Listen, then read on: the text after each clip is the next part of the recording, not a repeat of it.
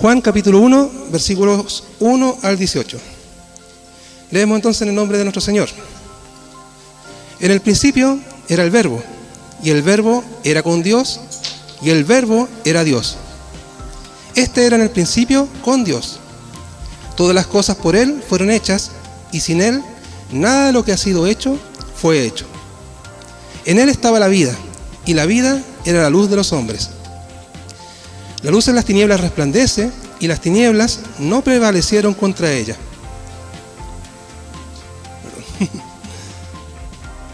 No prevalecieron contra ella.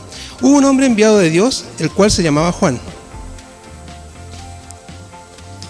Este vino por testimonio, para que diese testimonio de la luz, a fin de que todos creyesen por él. No era él la luz, sino para que diese testimonio de la luz. Aquella luz verdadera, que alumbra a todo hombre, venía a este mundo. En el mundo estaba, y el mundo por él fue hecho, pero el mundo no le conoció. A lo suyo vino, y los suyos no lo recibieron. Mas a todos los que le recibieron, a los que creen en su nombre, les dio potestad de ser hechos hijos de Dios, los cuales no son engendrados de sangre, ni de voluntad de carne, ni de voluntad de varón, sino de Dios. Ya que el Verbo fue hecho carne y habitó entre nosotros, y vimos su gloria, gloria como del unigénito del Padre, lleno de gracia y de verdad. Juan dio testimonio de él y clamó diciendo: Este es de quien yo decía, el que viene después de mí, es antes de mí, porque era primero que yo. Porque de su plenitud tomamos todos, y gracia sobre gracia. Pues la ley por medio de Moisés fue dada, pero la gracia y la verdad vinieron por medio de Jesucristo. A Dios nadie le vio jamás. El unigénito Hijo que está en el seno del Padre, Él le ha dado a conocer. Amén. Es tremenda esta introducción de Juan, ¿cierto? Es tremenda. Obviamente, y creo que es notorio, es distinta a los otros tres evangelios. Mateo, Marcos, Lucas, comienzan de otra forma. ¿Qué sabemos del evangelio de Juan? Sabemos que fue escrito probablemente a finales del siglo I, entre el año 85 y 95 después de Cristo, lo cual es relevante. ¿Por qué? Porque Juan lo escribe después que ha caído Jerusalén, que ha sido destruido el templo, que ya la religión judía ya no se puede practicar, porque los judíos fueron expulsados de su tierra, el año 70 después de Cristo. Entonces Juan, 20 años después, considera importante volver a recordar los dichos del Señor y sus hechos, ¿ya? Obviamente para fortalecimiento de nuestra fe y de la fe de todos los creyentes de la época. Eusebio de Cesarea escribió en su obra La historia de la iglesia, él lo escribió por ahí por el siglo IV después de Cristo, que el apóstol Juan había sido liberado de su destierro en la isla de Patmos, ya donde recibió la revelación de Apocalipsis, y se había radicado los últimos años de su vida en Éfeso, ¿ya? Entonces Juan estaba viejito, bueno, estaba maduro mejor, estaba maduro cuando ya decidió escribir el evangelio. Ya, y lo hizo ya viviendo sus últimos años en la ciudad de Éfeso, según cuenta Eusebio. Y como dice el último punto, hay consenso de que Juan fue el único apóstol que no fue martirizado, sino que murió de edad, de viejito, justamente. Amén. Entonces, estas cosas hacen particular el evangelio de Juan, porque los otros tres evangelios, vamos a verlo en el prólogo, Mateo, Marcos y Lucas, si se dan cuenta en los paréntesis, fueron escritos en épocas más o menos cercanas, ya en un lapso de 10 años. ¿Ya? Pero en cambio Juan escribe ¿cuánto? 30 años después. Entonces Juan tenía una visión muy distinta de la que tenían los otros tres evangelistas, ¿ya? Porque Juan ya tenía, experiencia en lo que es la gracia de Dios. Y se nota por qué. Por ejemplo, Mateo, Marcos y Lucas hacen un resumen histórico. Vean cómo comienza cada evangelio. Mateo comienza diciendo: libro de la genealogía de Jesucristo, hijo de David, hijo de Abraham. ¿Ya? Porque Mateo quería enfatizar de que Jesucristo tenía las condiciones para ser considerado el Mesías, hijo de David. ¿Ya? Marcos dice: principio del evangelio de Jesucristo, hijo de Dios. Marcos se salta toda la infancia, o lo poco y nada que se sabe de la infancia, y comienza de inmediato con el ministerio del Señor. Y Lucas, que es más detallista, más médico, dice: puesto que ya muchos han tratado de poner en orden la historia de las cosas que entre vosotros han sido ciertísimas, y ahí empieza a contarle al destinatario de la carta lo que él hizo, de recopilar la información. Y lo que tienen en común estos tres evangelios es que van a empezar a relatar hechos. A ellos les interesa destacar lo que hizo Jesús mientras estuvo en la tierra. ¿Ya? Lo que hizo, no se olviden. Pero ¿qué es lo que dice Juan? En el principio era el verbo, y el verbo era con Dios, y el verbo era Dios. Juan no comienza con los hechos de Cristo. Juan comienza declarando quién es Cristo. Por eso el evangelio de Juan es tan distinto y es tan interesante para nosotros. ¿Ya? Como les decía, Juan ya tiene años experimentando la gracia de Dios, y para él es más importante que recordemos quién es Jesús. Y no solamente, recordar lo que hizo, pero lo hizo por quien él era. Vamos entonces a estudiar un poquito este pasaje, que yo creo que todos lo hemos leído, pero a veces creo que no le hemos dado suficiente tiempo para entenderlo. ¿Ya? El versículo 1 nos destaca una palabra que Reina Valera traduce como el verbo. En el principio era el verbo, ¿cierto? Pero en el griego verbo es logos. ¿Ya? Ahora, ¿por qué es importante que sea logos? O mejor dicho, ¿por qué es llamativo? Porque Juan puede haber dicho, en el principio estaba Cristo, o en el principio era Jesús, pero no lo menciona por el nombre. De hecho, en el primer capítulo no lo menciona por el nombre. Le da un título, le dice es el logos. Y que efectivamente se traduce como palabra, como verbo, ¿ya? Pero ¿qué es el logos? En el pensamiento, griego, el logos era el pensamiento de una persona o la expresión de dicho pensamiento, ¿ya? Voy a poner un ejemplo para esto. La ciencia. ¿Qué es lo que estudia la ciencia?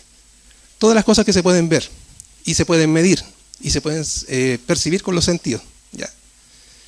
Pero resulta que la filosofía se mueve en otro ámbito, no en las cosas que se ven, sino en las ideas.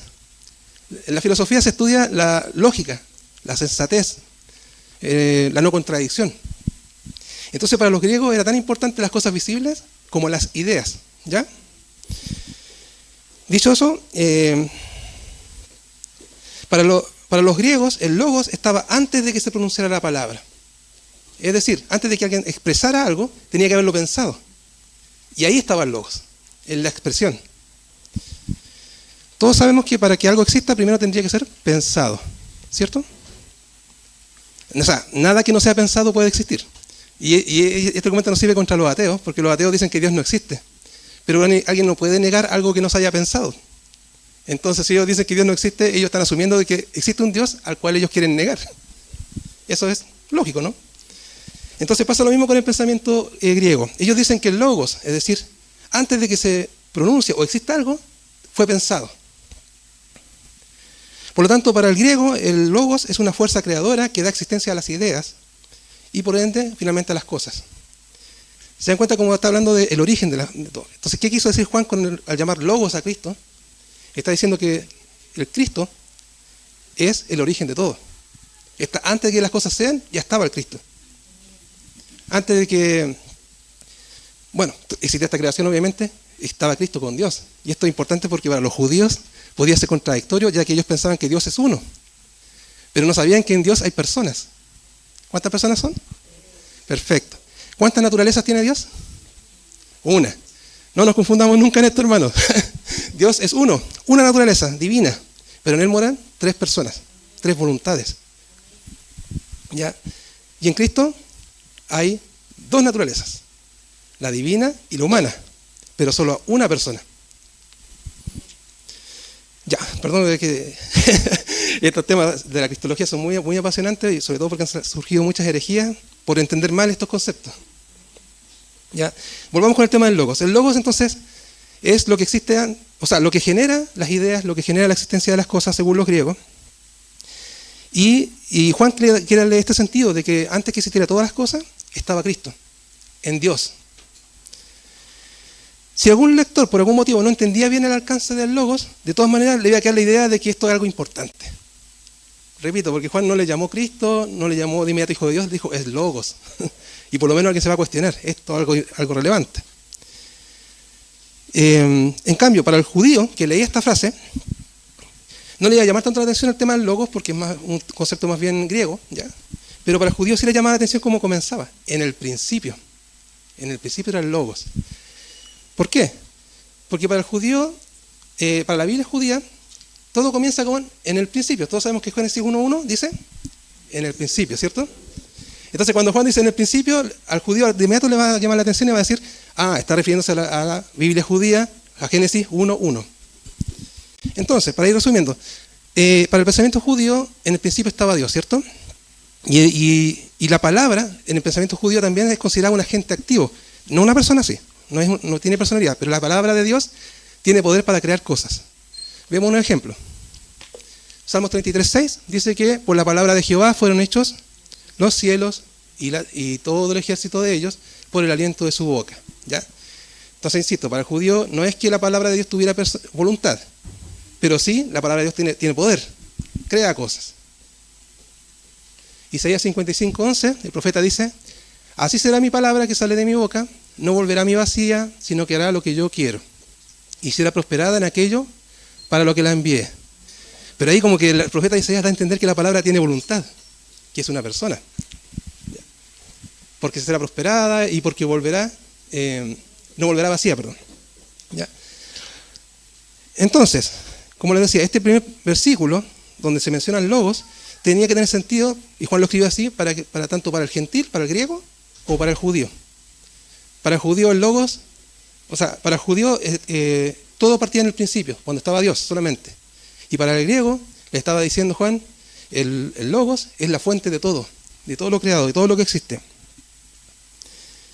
Fíjense que Lucas también lo dio a entender, y traje unos ejemplos para eso, pero a lo mejor quedó un poco soterrado ahí por la traducción castellana que se hizo en la Reina Valera. Pero en otras Biblias sí se aprecia. Fíjense que en Lucas 1:2 dice, Lucas no era apóstol, dice, tal como nos lo enseñaron los que desde el principio lo vieron con sus ojos y fueron ministros de la palabra. Uno a simple vista dirá, los ministros de la palabra se refieren a los predicadores.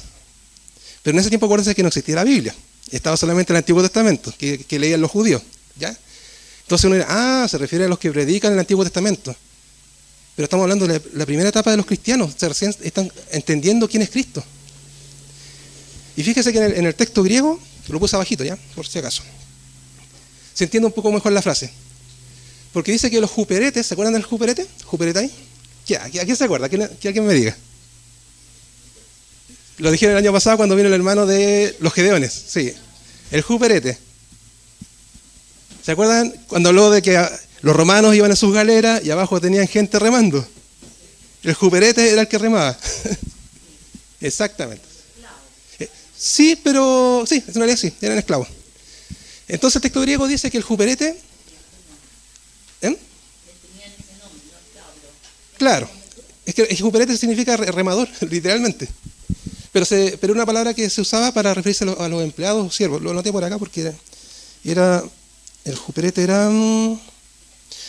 literalmente significa remeros y por extensión se aplica a cualquier persona que está subordinada a las órdenes de otro. ¿Ya? Entonces lo que dice Lucas, después de que dice que él va a reunir los antecedentes de la historia que va a contar, dice que esto lo recibió de los que le enseñaron y que lo vieron con sus propios ojos y que fueron además siervos de la palabra, siervos del logos. Entonces fíjense que Lucas mencionó la palabra logos, ¿ya?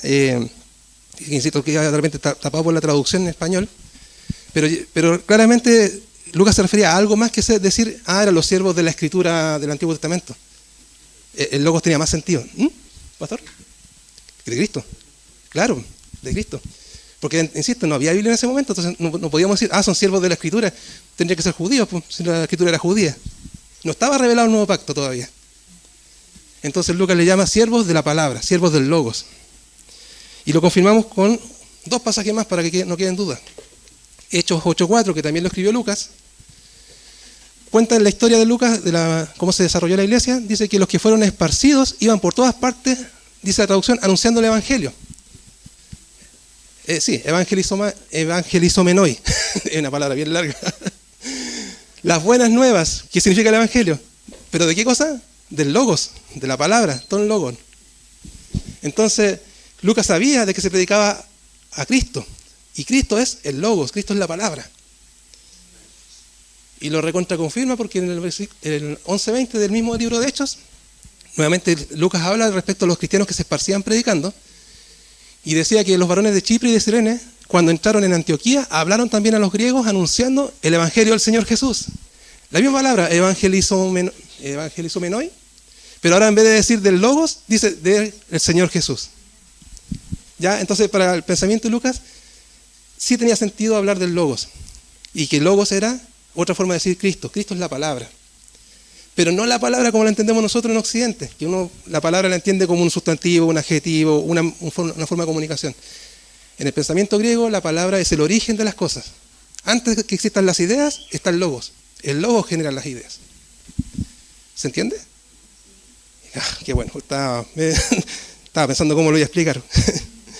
No se olviden de eso. No, el Logos no es como lo entendemos, la palabra no se entiende como nosotros acá. Se entiende como lo entendían los escritores de los primeros libros del Nuevo Testamento. Ya, si estamos claros, sigo avanzando entonces.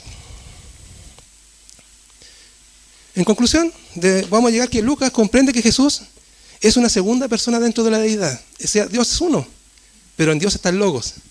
Está el origen de las cosas. ¿Y Juan qué hace? Tomó ese concepto de Logos y lo cristianizó, ¿ya?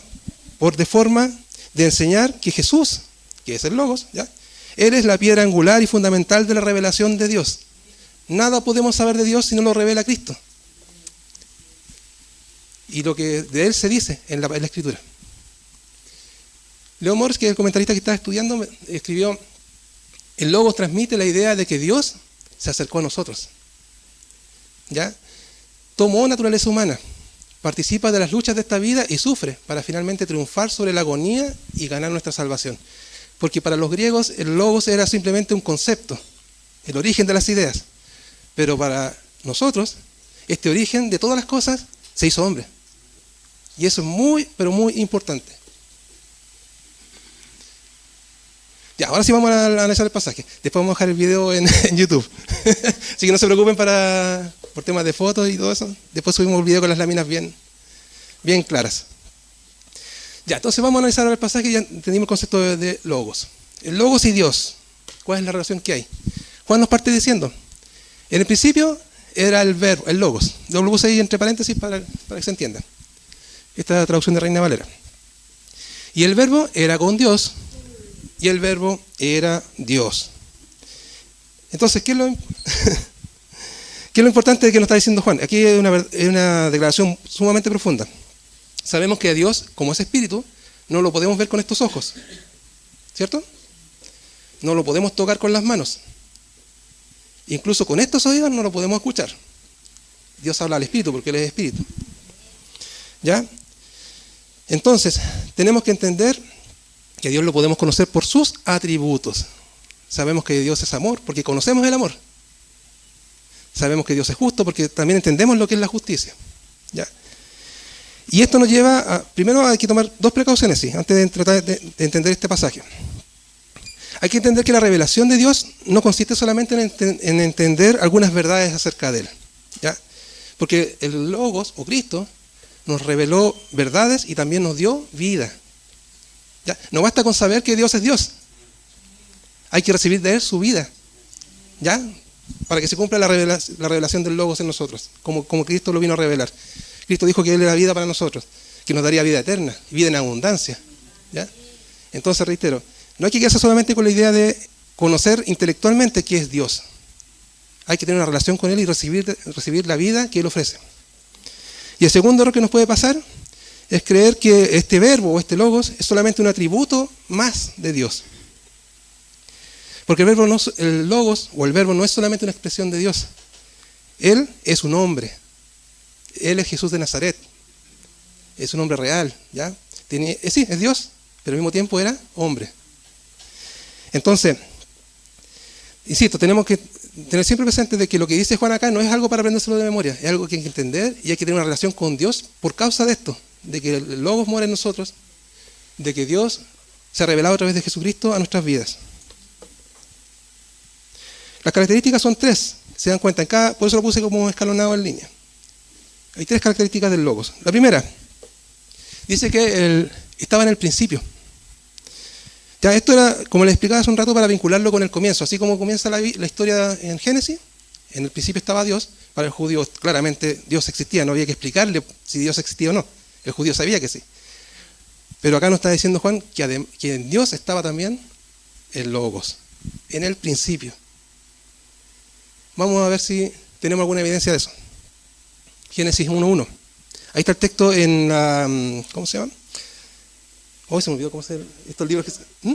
Sí, pero interlineal. Interlineal, perdón.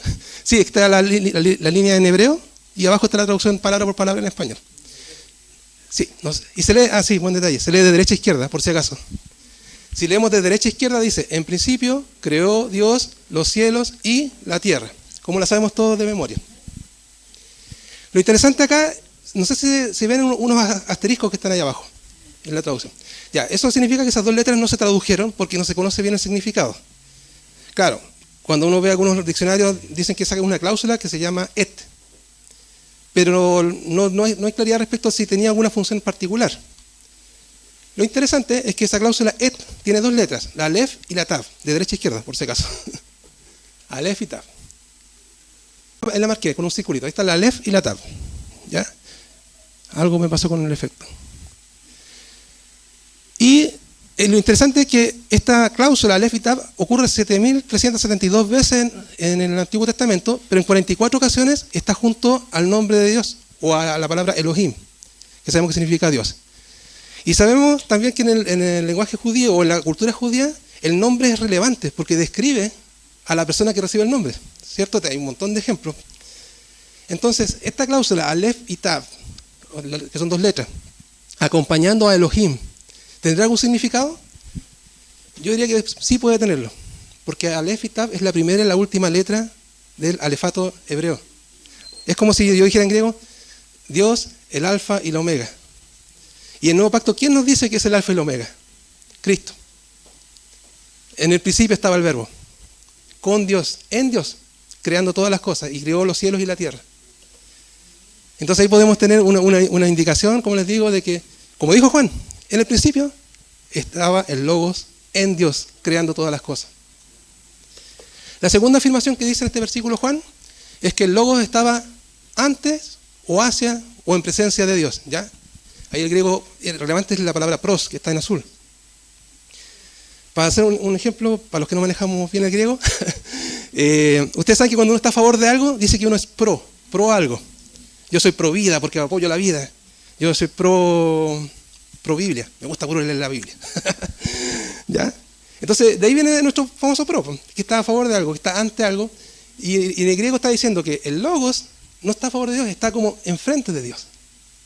En la deidad, esto nos está diciendo que Cristo ya existía, que Él tiene presencia, está ante Dios y que está relacionado con Dios, porque nadie puede estar delante de Dios sino solamente Él mismo, solamente Jesús.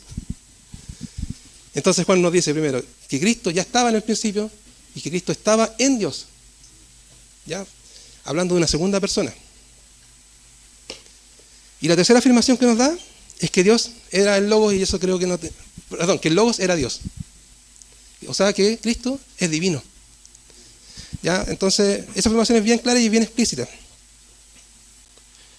Y obviamente pudo haber sido muy chocante para los que son creyentes judíos, porque ellos entendían que Dios es uno. Y es verdad, Dios es uno. Pero la palabra nos ha revelado, Cristo nos ha revelado que hay más de una persona en Dios. Hay tres personas. Versículo 2. Juan nos dice que el Logos estaba en el principio con Dios. Eso solamente es una redundancia. Ya no hay tanto que analizar ahí porque la redundancia lo que buscan es enfatizar algo. Y aquí lo que quiere Juan enfatizar, como dice ahí, es que Cristo es preexistente, es eterno. A partir del versículo 3, ahora viene la comparación la relación entre el Logos y la creación. Versículo 3 dice, todas las cosas por Él fueron hechas, refiriéndose al Logos, y sin Él nada de lo que ha sido hecho fue hecho, ¿cierto? Entonces, es interesante ver que cuando en Génesis 1:1 dice, Dios dijo, sea la luz, por ejemplo, y todas las cosas que fueron creadas, salió de Él la palabra de Dios. Y la palabra de Dios, por lo que dice acá, fue la que creó todas las cosas. Entonces, con esto se va ejemplificando, ¿ya?, de que el Padre es la fuente de todo lo que existe y el Hijo hace toda la obra que Dios quiere hacer. Lo vamos a confirmar con algunos pasajes. ¿Ya? Del Padre se dice, en Romanos 11:36, porque de Él, y por Él, y para Él son todas las cosas, y a Él sea la gloria por los siglos. Amén. De eso dice el Padre. ¿Y qué se dice del Hijo? Porque en Él, en el Hijo, fueron creadas todas las cosas, las que hay en los cielos y las que hay en la tierra, visibles e invisibles, sean tronos, sean dominios, sean principados, sean potestades. Todo fue creado por medio de Él y para Él. ¿Ya? Entonces se atribuyen las mismas cosas que hace el Padre, se las atribuyen al Hijo, en distintos pasajes, ¿ya? Dando a entender de que estamos hablando del único y mismo Dios. Y Jesús lo confirma también en Juan 5:17. Voy a tomar prestado este pasaje de la clase que viene más adelante. Porque Jesús dijo, mi Padre hasta ahora trabaja y yo trabajo. ¿Ya? O sea, Dios no estaba quieto y el Hijo tampoco. Y los judíos entonces procuraban matarle porque no solo quebrantaba el día de reposo, sino que también decía que Dios era su propio Padre, haciéndose igual a Dios. Igual a Dios. El Hijo es igual al Padre. Y respondió Jesús y les dijo, de cierto os digo, no puede el Hijo hacer nada por sí mismo, sino lo que ve hacer al Padre. Porque todo lo que el Padre hace, también lo hace el Hijo igualmente. Entonces, el Logos no solamente es el Creador, el Logos es divino, es Dios. Y Juan nos está diciendo de varias formas de que estaba con Dios en la creación y todas las cosas fueron hechas por el Logos, conforme a la voluntad del Padre. Y así todo, hay un pasaje que nos aclara que también que son distintas voluntades, ya distintas personas, el Padre y el Hijo. Dice con 1 Corintios 8:6, para nosotros, sin embargo, solo hay un Dios, el Padre, ¿cierto? Del cual proceden todas las cosas, y nosotros somos para Él. Y un Señor, Jesucristo, por medio del cual son todas las cosas y nosotros por medio de Él, que es lo que Él estaba diciendo recién. Del Padre proceden las cosas, pero el Hijo las hizo. Y el Padre y el Hijo son uno.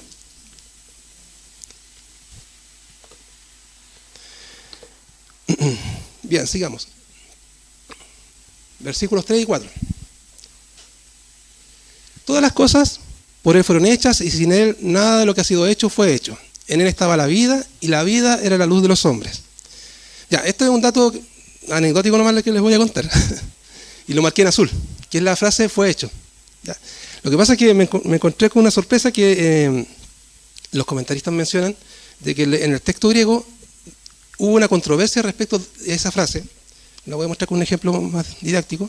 Ahí están los dos versículos en griego y la puse abajo en español.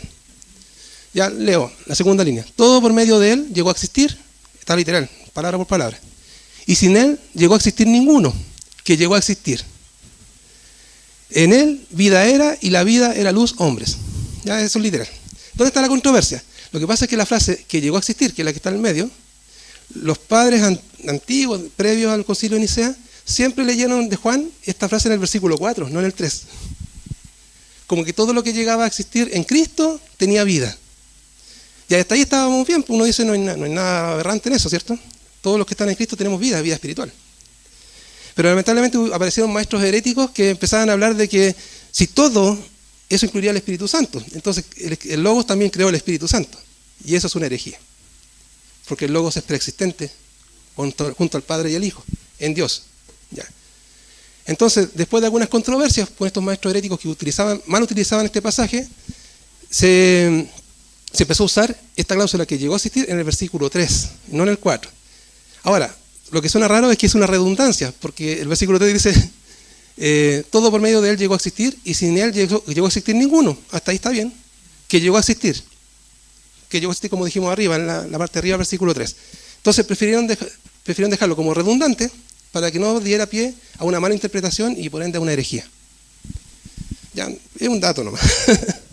Pero lo encontré interesante y siempre aprender es útil. Seguimos con el versículo 5. Nos dice del Logos que la luz en las tinieblas resplandece y las tinieblas no prevalecieron contra ella.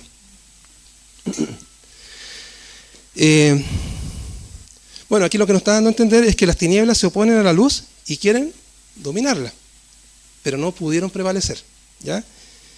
El griego ahí está en, ¿cómo se llama? En tiempo auristo, dominarla, o prevalecer, perdón, prevalecer. Ese verbo está en auristo. a lo mejor ustedes han escuchado la palabra que, un verbo griego en auristo, y a lo mejor no tienen ni idea de qué significa. Yo se lo explico. El auristo es un tiempo verbal, está en pasado y ocurre una sola vez. ¿Ya? No es un proceso, no es algo que se repite, simplemente ocurre una vez, es como algo listo, y ya ocurrió. Entonces, esto de que ya las tinieblas ya no prevalecieron contra la luz, cuando está diciendo en tiempo auristo ese verbo. Es decir, ya no hay, esta lucha ya está ganada por la luz. Y eso obviamente nos lleva ¿a cuál? Al momento del Calvario. Porque ahí las tinieblas quisieron oponerse a la luz, quisieron destruir a la luz, pero la luz ya las venció. Entonces Juan está haciendo este recordatorio. Aunque las tinieblas se oponen a la luz y tratan de someterla, trataron de someterla, porque está en pasado, pero la luz ya prevaleció.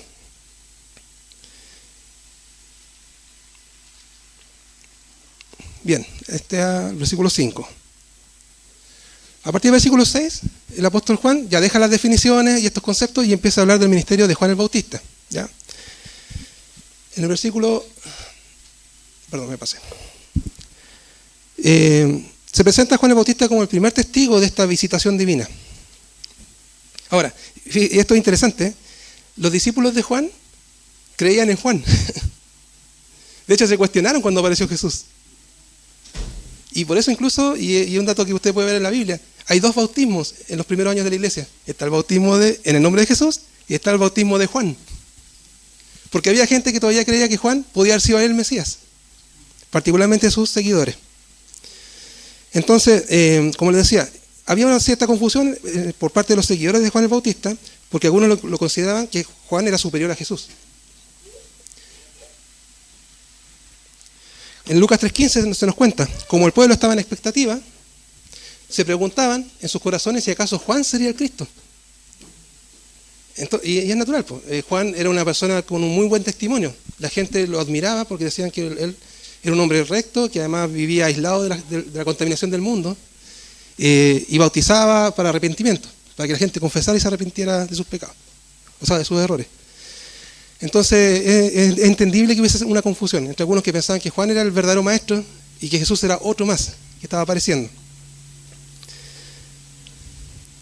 Y como les decía, bueno, aquí están los ejemplos que les comenté, que en los primeros años de la iglesia existían dos bautismos. El bautismo de Juan, como dice ahí, cuando los discípulos le preguntaron ¿en qué fuiste bautizado? Y algunos de ellos dijeron solamente en el bautismo de Juan. Todavía le faltaba bautismo en el nombre del Señor Jesús, con la fórmula que nos dejó en Mateo 29. De Apolos, ¿se acuerdan la historia de Apolos? De Apolos, que era este hombre que ¿cómo se llama? Que trató de predicar ahí con alto énfasis, porque el hombre era bueno, tenía carisma y tenía buen hablamiento. Entonces, Apolos también había sido instruido en el camino del Señor, y como dice ahí Lucas, en el libro de Hechos, tenía un espíritu fervoroso, hablaba y enseñaba diligentemente lo concerniente al Señor, pero solamente conocía el bautismo de Juan. O sea, él también era un seguidor de Juan. Todavía no había recibido la revelación de Cristo para ser bautizado en el nombre del Señor. Y ahí volvemos entonces al texto en Juan 1:6. Entonces, en esta situación, como les comentaba, existen 2 tendencias, digamos, dentro de los creyentes. Algunos siguen a Juan y otros a Jesús.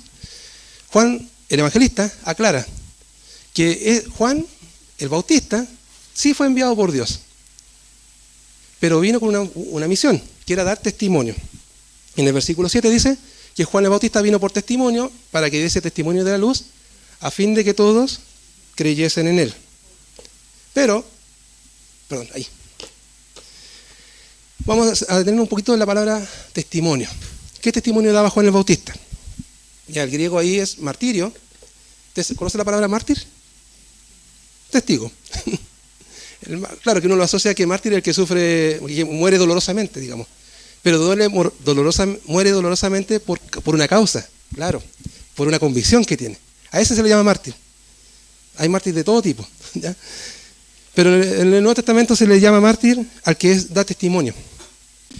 El testimonio consiste en declarar sobre aquello de lo que se tiene conocimiento personal y directo. Nosotros tenemos conocimiento personal y directo de Jesús por la palabra.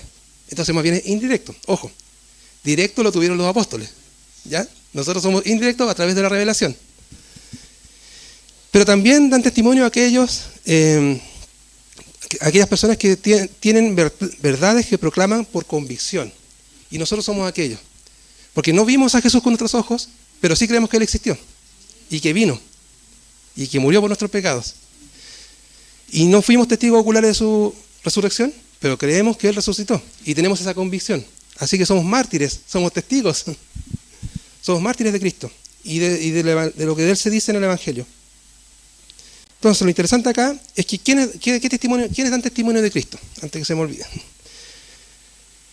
En Juan, en el Evangelio de Juan, el testimonio que se da, como les dije al principio, no es sobre las obras que hizo Jesús. Lo que Juan testifica en el Evangelio es quién es Jesús. ¿Ya? Y en ese sentido, de Juan el Bautista se nos dice que el Bautista no era la luz, ¿ya? Pero sí daba testimonio de la luz, que es Cristo. Luego tenemos en Juan 5:39 que nos dice que las Escrituras, ¿ya?, son las que dan testimonio de Cristo. Lo que podemos saber de Cristo lo sabemos a través de la Escritura. Juan 5:32. Bueno, 31 y 32 lo dejé pegado. Dije con Jesús, si yo doy testimonio acerca de mí mismo, mi testimonio no es verdadero, ¿ya? Porque siempre en el sistema judío o la cultura judía, todo lo que tuviera que ver con disputas tenía que ser con testigos. Y el testigo no podía ser la propia persona involucrada, tenía que ser un tercero. Entonces Jesús dice, lógicamente, que si Él da testimonio de sí mismo, su testimonio no sería verdadero para los judíos. Pero es otro, que es Dios el Padre, el que da testimonio acerca de mí, y sé que el testimonio que da de mí es verdadero. Entonces tenemos que el Bautista dio testimonio de Cristo, las Escrituras testifican de Cristo, el Padre da testimonio de quién es Cristo. 5:36 de Juan. Y Jesús dice, más yo tengo mayor testimonio que el de Juan el Bautista. Porque las obras que el Padre me dio para que cumpliese, las mismas obras que yo hago dan testimonio de mí, que el Padre me ha enviado. Los milagros que hizo Cristo eran evidencia y testimonio de quién era Él. En Juan 8:13 dice que los fariseos le dijeron, tú das testimonio acerca de ti mismo, tu testimonio no es verdadero. Pero Jesús les dijo, aunque yo doy testimonio acerca de mí mismo, mi testimonio es verdadero, porque sé de dónde he venido y a dónde voy, pero vosotros no sabéis de dónde vengo ni a dónde voy. Entonces Cristo también, con su propio testimonio, demostraba que eres el unigénito Hijo de Dios. Y el Espíritu Santo finalmente también da testimonio de Cristo. Cuando venga el Consolador, a quien yo os enviaré del Padre, el Espíritu de verdad, el cual procede del Padre y del Hijo, porque lo envía el Hijo. El Espíritu dará testimonio acerca de mí. Nosotros creemos en el Señor Jesús porque tenemos el Espíritu Santo en nosotros, ¿ya? Quien no tiene el Espíritu Santo no puede llamar Señor a Cristo. Y los discípulos también dan testimonio de Cristo, porque habían estado con Él desde el principio. Así, el testimonio de quién es Jesús lo puede dar tanto aquellos testigos presenciales como aquellos como nosotros que hemos sido alcanzados por la luz de Cristo a través de los siglos. Ya, lo que les queréis compartir. Jesús es la luz, ¿cierto? Pero la pregunta es, ¿cómo entendemos la luz? Digo, ¿por qué la pregunta? Porque resulta que la luz la producen las ampolletas. La luz la produce el sol. Pero ¿qué clase de luz es el Logos? ¿Qué clase de luz es Cristo revelando a Dios? Y ahí los términos que ocupa Juan en el griego son fos, ¿ya? Como fósforos, por si acaso. Fósforo, de hecho, es una palabra griega que significa portador de luz. Y también es el nombre que tenía Lucifer, ¿ya? Por si acaso, Lucifer es la versión latina de la luz del lucero, algo así creo que es. Pero en griego es fósforos, se le llama a Lucifer, el portador de luz. Ya, ese fue un paréntesis. Entonces, fos significa luz, fotizo significa brillar o dar a conocer, ahí está, eso es lo importante. Y fotismos significa brillo o iluminación. Entonces, hay otro tipo de luz, no solamente la luz que genera y que alumbra como las ampolletas o como el sol, que tiene que ver con la iluminación. Significa entender algo. Significa como que se corre el velo y uno entiende cosas. Eso también es luz, recibir luz. Entonces, ¿cuál es el propósito del verbo? Por tiempo me voy a saltar este ejemplo, ¿ya? Un segundo. La luz del verbo, o la luz del Logos, o la luz de Cristo, que es la verdadera luz, alumbra a todo el mundo, a todo hombre cuando viene al mundo. Cuando venía a este mundo. Muchas gracias.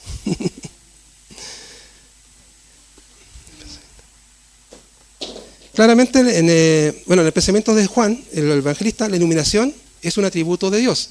En la primera carta de Juan 1.5 dice: este es el mensaje que hemos oído de él y os anunciamos, que Dios es luz. ¿Ya? Pero no se refiere a la luz de las ampolletas. Dios es luz de que es claridad para pensar, que es ausencia de tinieblas en nuestra mente. Recordemos que el Logos es el origen de todo pensamiento, de todo lo que viene a ser. Entonces también Dios nos ilumina para que le conozcamos, a Él que es Espíritu. Dios es luz y en Él no hay ninguna tiniebla. Versículo 9. Era aquella luz verdadera que alumbra a todo hombre, venía a este mundo. También había unos problemas con la traducción, o sea, no con la traducción, sino que con la interpretación del pasaje en griego, porque, como creo que lo mencioné antes, en el griego no hay puntos ni comas. Ya se escribe todo de corrido. Entonces hay que leerlo con pausa para saber cómo es la frase. Y claro, cuando se armó el Nuevo Testamento griego, ¿ya? Referente a la frase, el que ha nacido, el que alumbra a todo hombre. La pregunta es, ¿todo hombre viene con luz? ¿O no? Luz de revelación de Dios. No, porque también Juan nos dice de que en Juan 8:12 dice: de nuevo pues habló Jesús diciendo: yo soy la luz del mundo, y el que me sigue no andará en tinieblas, sino que tendrá luz de la vida. ¿Ya? Entonces, por defecto, el que no tiene a Cristo no tiene luz, anda en tinieblas. Es decir, no sabe para dónde va respecto a la vida eterna. ¿Ya? Porque si uno le dice a una persona: tú no tienes a Cristo y estás en tinieblas, le va a decir: me da lo mismo, si yo tengo que ir a trabajar, llego a la casa, como, duermo, llevo una vida, pero no saben su destino de la vida eterna.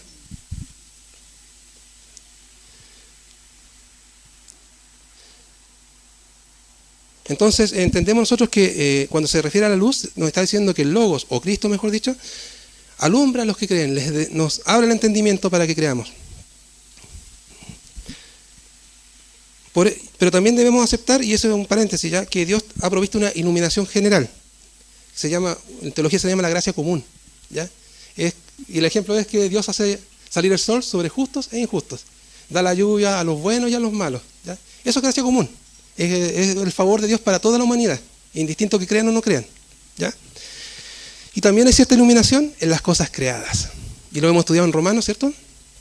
Que el hombre es inexcusable, porque a pesar de ver las cosas creadas, no quiere creer en Dios. Y esta iluminación es general, es para todo el ser humano. Versículo 10 dice que en el mundo estaba y el mundo fue por él hecho, pero el mundo no le conoció. Vamos a hacerlo rápido esto porque me está faltando tiempo. Pero aquí lo grave es eso, de que cuando vino el Señor, cuando vino la luz y la revelación, cuando vino el Creador de todo, el mundo que hizo, le rechazó, no le aceptó. Sin embargo, no fue para todos, ¿ya? A lo suyo vino y los suyos no le recibieron. Sí, se me adelantó, pastor.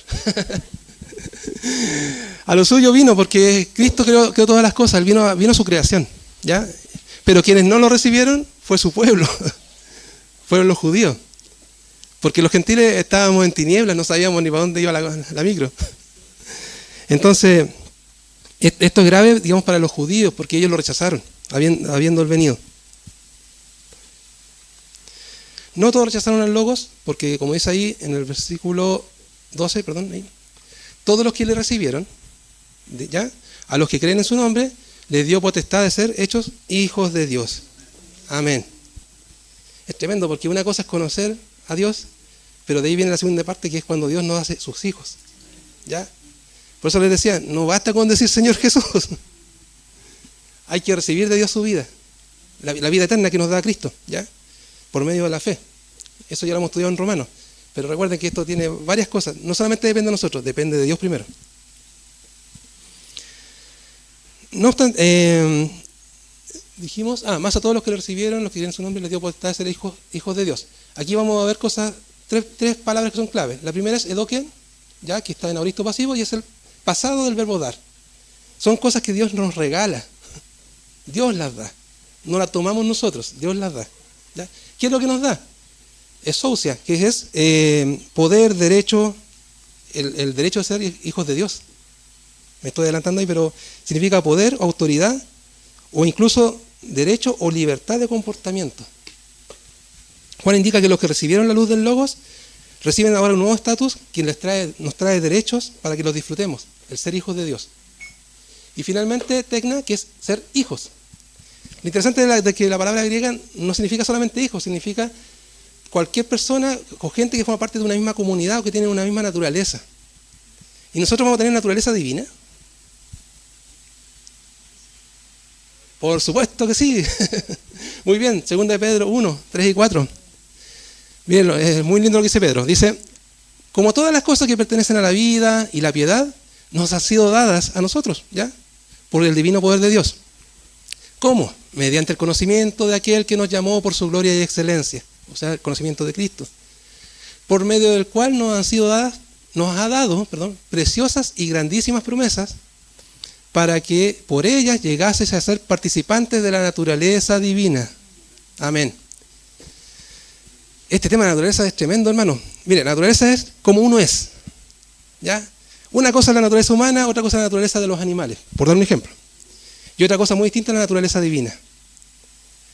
Sin duda, para que nosotros que somos de naturaleza humana tengamos la naturaleza divina, tenemos que ser transformados. Por eso esta carne no puede entrar al reino de los cielos. Tiene que ser glorificada. Tiene que tener una nueva naturaleza. No me quiero arriesgar de decir que va a ser como Cristo. Cristo tenía naturaleza divina y naturaleza humana. Ambas. ¿Ya? Pero sin duda vamos a ser transformados para poder estar en presencia de Dios por la eternidad. Y ser, como dice Pedro, participantes de la naturaleza divina. Versículo 13. ¿Qué pasa con nosotros? No fuimos engendrados de sangre, ni de voluntad de carne, ni de voluntad de varón, sino por la voluntad de Dios. O sea, no es casualidad que usted esté acá, hermano. Esto no fue una cuestión circunstancial, de que usted conociera y reconociera a Cristo como su Señor y Salvador, y como Hijo de Dios, y Dios mismo. Estas cosas las revela el Padre, por medio de su Santo Espíritu, y si nosotros estamos acá, es porque hemos sido iluminados para creer esto. Amén. Y ya podemos decir, no andamos en tinieblas, sino que vemos la luz. Fuimos engendrados de voluntad de Dios. Y finalmente, para ir terminando, la tabernaculización. Esta es una palabra inventada, no la busquen en el diccionario. Tiene que ver con el tabernáculo. La palabra griega ya es de por sí difícil de traducir. Pero dice el versículo 14, y aquel verbo ya fue hecho carne, y habitó entre nosotros, y vimos su gloria como del unigénito del Padre, lleno de gracia y de verdad. Habitó, ya es kenosen, en griego, es como vivir en una carpa, como usted va a acampar, ¿ya? Porque en el Antiguo Testamento, el arca del pacto, ¿dónde iba? En un tabernáculo, en una carpa, ¿ya? O sea, es una residencia temporal. El Logos vino, pero vino por un breve tiempo, en ese momento, ¿ya? Fue una habitación temporal la que tuvo con nosotros. Entonces ahí como que la palabra habitó no lo deja muy claro. Pero sabemos, por la revelación de Juan, dice que el verbo se hizo carne, por un breve tiempo habitó entre nosotros. Y en ese breve tiempo que dice Juan, vimos la gloria de él como la del unigénito del Padre, llena de gracia y de verdad. Luego seguimos, versículo 15. Juan dio testimonio, martirei. ¿Cuál es el mártir? El testigo. De lo que vio o de lo que cree. ¿Ya? Juan el Bautista dio testimonio de él y clamó diciendo, este es de quien yo decía, el que viene después de mí es antes de mí, porque era primero que yo. Amén. Fíjense que Juan el Evangelista ya está viejito, está escribiendo este Evangelio para dejarlo como testimonio, y se recuerda de lo que decía Juan el Bautista. Y lo dice en tiempo presente, es como si lo estuviera viviendo. Esto es lo que decía el Bautista, que el que viene después de él ya era antes de él. La eternidad, Cristo es eterno, ¿ya? Y es más importante Cristo que Juan el Bautista. Dice, era primero que yo, era preeminente a mí. Entonces, esta es una aclaración, reitero también, que le servía a los discípulos de Juan el Bautista, para que no se confundieran, que no era Juan el importante, él era solamente un testigo. Era el que venía después de él, el que era primero. Versículo 16. Porque de su plenitud tomamos todos, y gracia sobre gracia. ¿Cómo se entiende esto? De que Cristo es Dios. Esa es su plenitud. Tiene todos los atributos de Dios. ¿Ya? Y de Él nosotros hemos recibido atributos divinos, que es lo que hemos conversado en otras veces, oportunidades sobre los atributos comunicables. Aprendemos a amar, porque Dios es amor. Aprendemos a amar la justicia, aprendemos a buscar la santidad, porque Dios es santo y Dios es justo. ¿Ya? Entonces, de su plenitud nosotros estamos tomando. Y gracia sobre gracia, donde el sobre, el griego es anti, ¿ya? Es como, está dando a entender de que si una gracia va disminuyendo, de inmediato viene otra a suplirla. Nunca nos va a faltar la gracia de Dios. Lo está diciendo en sentido figurado. De Cristo hemos tomado los atributos de Dios, ¿ya? Para que se manifiesten en nosotros como frutos. Y no nos van a faltar. Porque cuando estemos fallando en alguno, vendrá otro a suplirlo de parte de Dios. Y seremos perfeccionados en esto. Recibiremos gracia sobre gracia. O como dice en otra parte Pablo, vamos siendo transformados de gloria en gloria. ¿Ya? Viene de Dios siempre este perfeccionamiento y como les digo es constante y no depende de nosotros porque nosotros sí vamos decayendo, pero en cuanto vamos decayendo de una cosa, el Señor nos va levantando de otra. Versículo 17. Pues la ley por medio de Moisés fue dada, pero la gracia y la verdad vinieron por medio de Jesucristo. Y esto es un mensaje claramente para los judíos que leyeron esta carta, de que sí es importante Moisés y la ley, pero lo verdadero y la gracia de Dios se va a manifestar no por la ley, sino por la obra de Cristo Jesús a favor nuestro. Y para ir terminando, versículo 18. A Dios nadie le vio jamás. Lo hemos conversado, con estos ojos no se puede. ¿Ya? El unigénito el unigénito Hijo, que está en el seno del Padre, Él le ha dado a conocer. ¿Ya? Bueno, en el Antiguo Testamento hay algunos pequeños casos, en Éxodo sobre todo, donde se dice que Moisés pudo ver la espalda de Dios, por ejemplo. ¿Ya? O que en un momento subió Moisés con unos ancianos y moraron, incluso hasta comieron en presencia de Dios. ¿Ya? Pero eso se llama teofanías. Creo que el pastor lo explicó hace un par de clases atrás en apologética. Son cosas que nosotros podamos entender de parte de Dios. Dios es espíritu, Dios no tiene cuerpo que nosotros podamos visualizar, ni menos con estos ojos. ¿Ya? Entonces, Él se manifestó de manera que pudiésemos entenderlo. Así por eso estos ejemplos de que Dios tenía espalda, por ejemplo, que vio Moisés cuando subió al monte. Pero Juan nos recuerda que a Dios nadie le puede ver, nadie le vio jamás. Pero sí podemos ver al unigénito Hijo, ¿ya? Y ahí dejé entre paréntesis el griego, monógenes teos, o theos, creo que es theos, ¿ya? Que es el unigénito Dios. El texto griego dice unigénito Dios. Varias Biblias, la Biblia de la América, creo que la NBI también, ya lo corrigieron y dicen el unigénito Dios, o el único de Dios, porque monógenes, que es unigénito, también significa como el hijo único. Hay varios ejemplos. ¿Se acuerdan de la hija de Jairo, por ejemplo? También Lucas le llama monógenes, como la única de Jairo. ¿Ya? Y hay otros ejemplos de hijos que fueron sanados por Cristo, que también se les llama así, unigénito, o el único, el hijo único. Entonces, Juan dice que si bien a Dios nadie le ha visto, es el único de Dios, o el Dios único, ¿ya? Que está en el seno del Padre, y es Cristo, el que le ha dado a conocer, que en el griego sería exegesato, de exégesis, se me ha olvidado. Sí, la exégesis es la interpretación, la que uno tiene que hacer, una interpretación. Podríamos decir que Cristo interpreta todo lo que podemos saber del Padre. Jesús le ha dado a conocer. Si podemos conocer algo de Dios, es a través de lo que Cristo hizo, y de lo que Cristo dijo, y de lo que la Escritura dice de Cristo, de lo que los apóstoles dijeron de Cristo, lo que el Espíritu Santo nos ilumina de Cristo. Todas las fuentes de revelación que hablan de Cristo nos enseñan quién es Cristo y quién es Dios el Padre.